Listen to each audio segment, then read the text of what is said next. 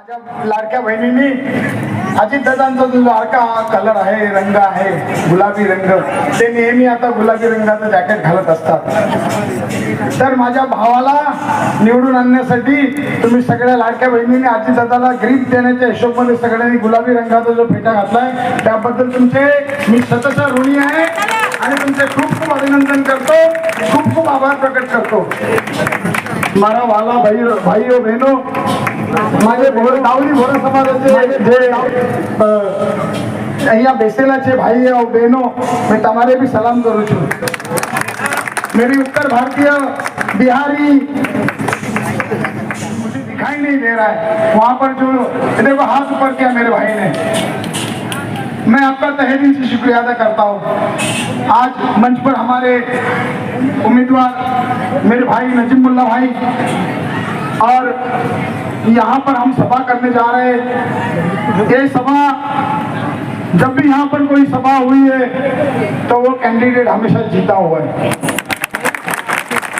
क्योंकि यहाँ पर हमारे जो हीरालाल गुप्ता जी है, हमारे अंकल व्यापारी संगठन के अध्यक्ष है और वो शंकर मंदिर के ट्रस्टी भी है.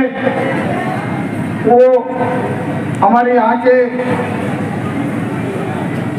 इम्तियाज मुन्ना भाई, बादशाह भाई, समीर सिद्दीकी, शेखू भाई और हमारे अब्दुल अजीज चढ़ाने वाले हमारे अयाज भाई और उपस्थित सभी मंच पर सम्मानीय व्यक्ति, मेरे सभी भाई बहन और माताओं. पांडे जी, आपसे मैं हाथ जोड़ के विनती कहना चाहता हूँ कि हमने आपको कभी तकलीफ नहीं दिया है ना. तो क्या है, मैं आपसे इतना ही कहना चाहता हूँ कि जितना पगार मिलता है इंसान उतना ही काम करता है ना. तो पगार से ज्यादा काम करने की कोशिश मत कीजिए, ये मेरी आपसे, क्योंकि ये समझो ये 5 साल में अगर ठीक है नजीब भाई का जीतने वाले तो है ही, लेकिन ये 5 साल में कभी समझो नहीं जीत सके तो ये और 5 साल और समझो यहाँ पर राज करेगा. लेकिन आपको हमारे कंधे पे जाने का है और आपको हमारे कंधे पे जाने का है और हमको आपके कंधे पे जाने का है. तो आपसे मेरी हाथ जोड़ के विनती है, जितना पगार मिलता है उतना ही काम करने की कोशिश कीजिए.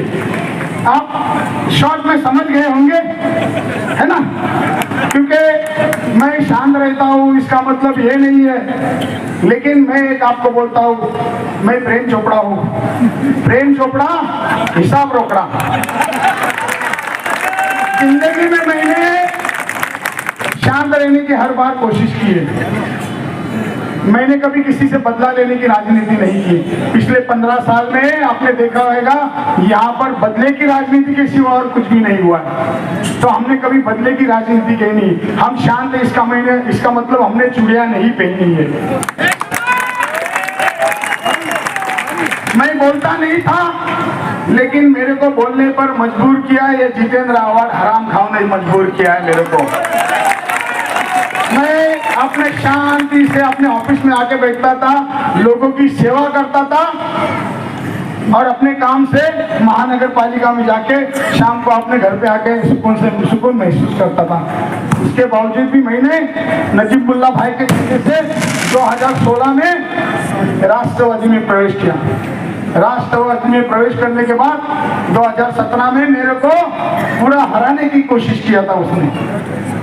यहाँ पर एक हमारे भाई है जो हमारे सामने खड़े रहे थे, उन्होंने परसों एक सम्राट नगर में भाषण किया था कि मैं वैष्णो देवी के सामने ये किया, देवी के सामने वो किया.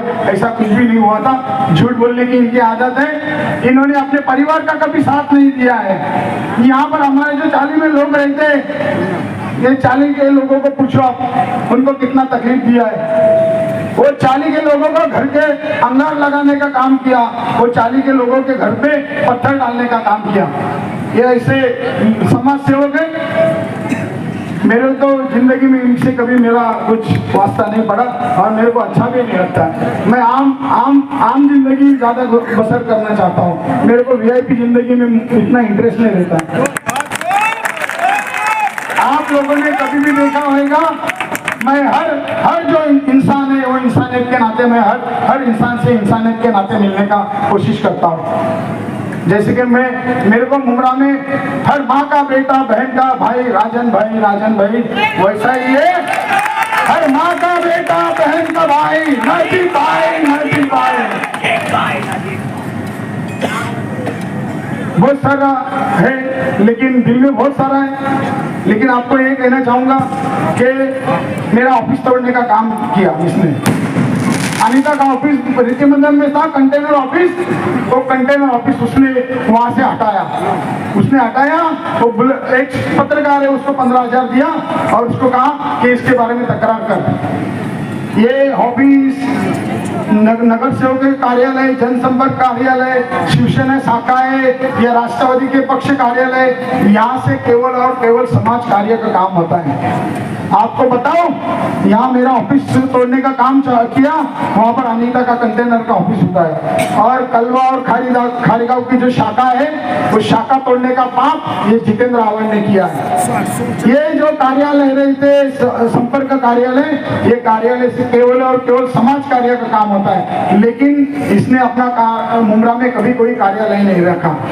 ये जो कार्यालय है ऊपर पहले रमेश पाटिल ने बेचारे ने वो डॉक्टर से खरीदा था और इन लोग ने उसको दबोच लिया वो ऑफिस को।